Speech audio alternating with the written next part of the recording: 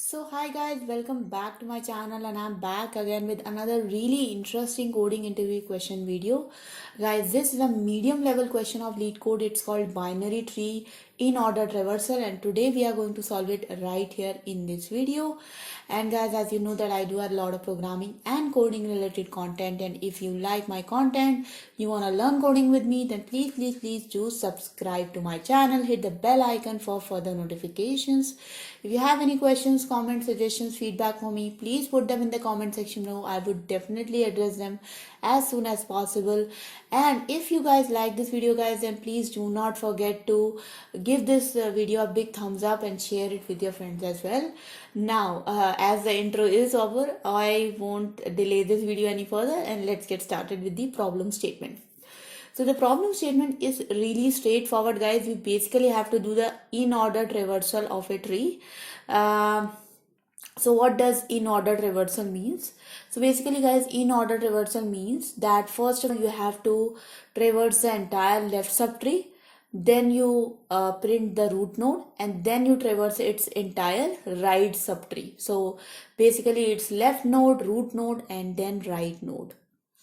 And you can see guys that we have got a couple of examples here. So for example, in this case there is no left node, so we will just print the root node, then we are going to go to its right subtree, but before printing the right subtree we first print its left node and then we print the root node. So that's why this will become equals to 1, 3 and 2.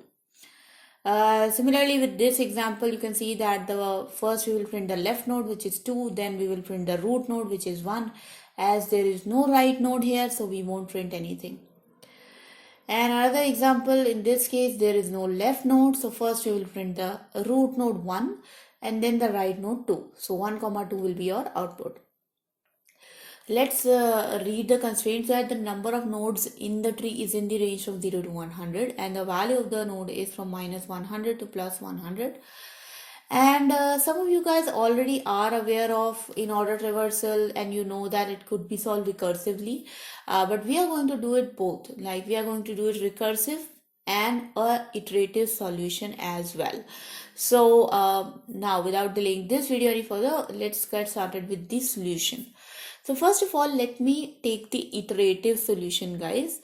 So what we are going to do in the iterative solution, we are basically going to maintain a stack and then we are going to pull the elements out of that stack as we continue to as we are done with the left subtree, we will start pulling elements and then we print the root node and then we'll do the same for the right subtree.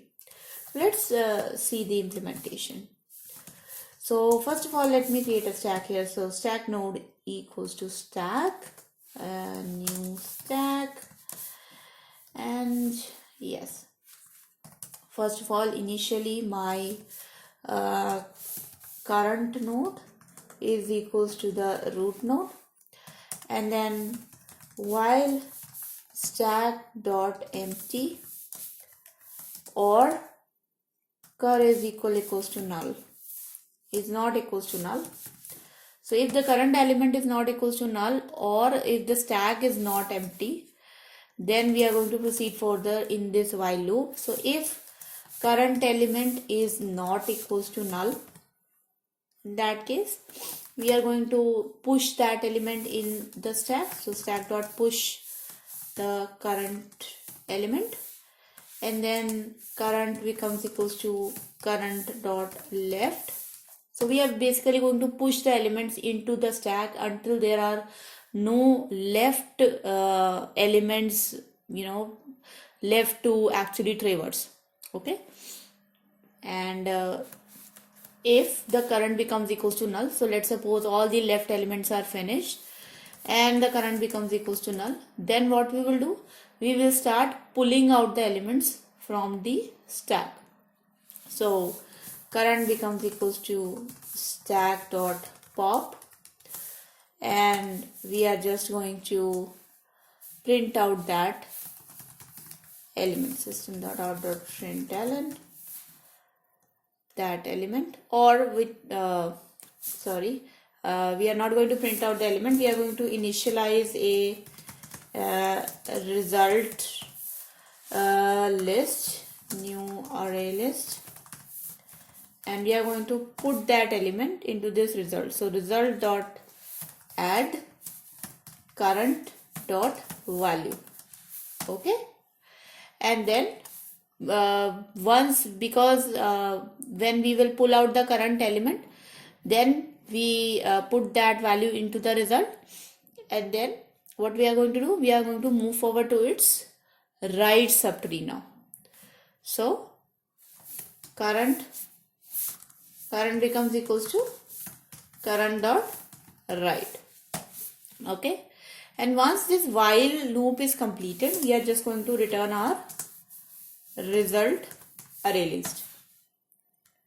So let's run this code, guys. And there is some solution. Okay, sorry, I used node instead. I have to use a tree node. So yeah, I hope it works now.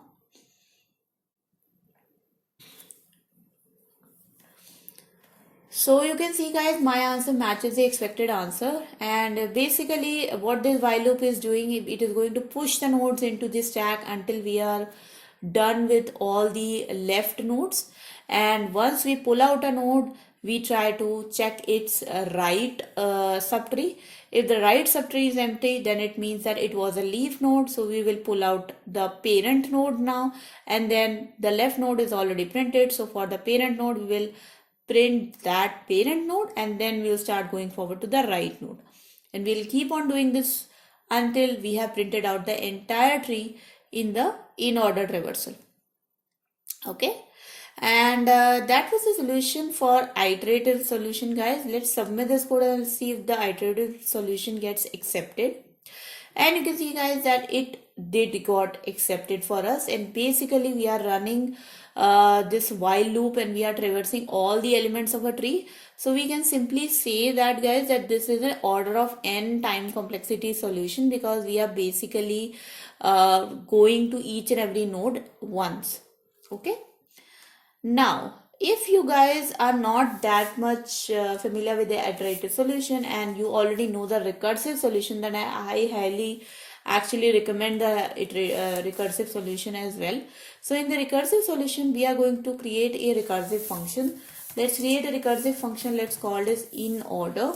And what we are going to do in this in order function, guys, we are going to pass a list of integer which we are going to fill up, and we are also going to return this, and we are also going to pass the tree node, which will be kind of recursively changed in our function. And this function will not return anything, it will just fill up this array list. Okay, so if your node is not equals to null, what we are going to do, we are going to call this function again, and instead of passing the node, we are now passing the node dot left, and then we'll pass the list again, the result again. And then what we are going to do, once we are done with the left subtree, we are going to push the node dot val into the result. So result dot add node dot val, and do the same thing, do the same recursive traversal of the right subtree after that. Okay, so let's call this, let's first create this list, initialize this into our main function. So new array list, and now we'll simply call the in order function recursively, in which we will pass our root node and this result array list, and finally we will return the result array list. So what will happen, guys, this function will be called recursively until all the left nodes are finished, and once all the left nodes are finished, we'll go back and we will start adding the left nodes into our result array list.